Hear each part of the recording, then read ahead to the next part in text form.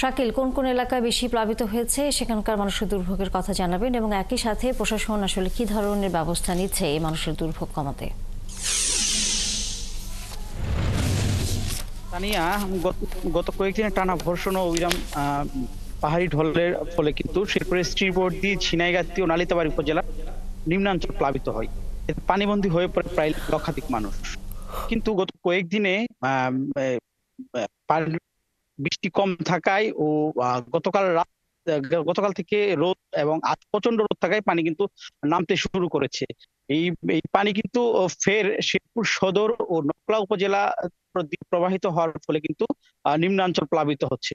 আমি যদি আপনাকে দেখাই, এই শেরপুরের এখন পর্যন্ত প্রায় 40,000 আমন 40,000 হেক্টর আমন ধান কিন্তু আসলে পানিতে নিমজ্জিত রয়েছে। পাশাপাশি প্রায় 2,000 হেক্টর সবজি কিন্তু পানিতে এখনো নিমজ্জিত রয়েছে। এছাড়া কিন্তু বেশি গেছে প্রায় 3 শতাধিক পুকুরের মাছের ঘের।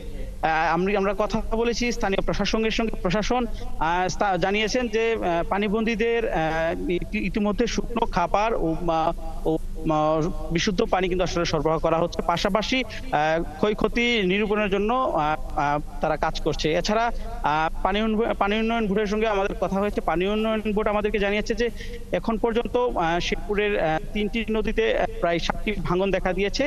পানি দ্রুত নেমে গেলে পরবর্তীতে এগুলো সংস্কার করা হবে।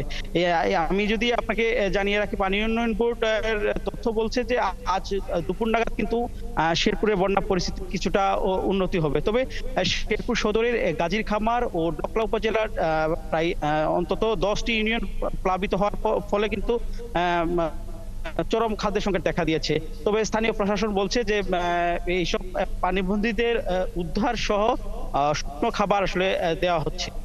তানিয়া, অসংখ্য ধন্যবাদ শাকিল মুরাদ। আপনার মাধ্যমে আমরা বন্যা পরিস্থিতির খবর জানলাম। দর্শক সহকর্মী শাকিল মুরাদ ছিলেন এতক্ষণ আমাদের সাথে।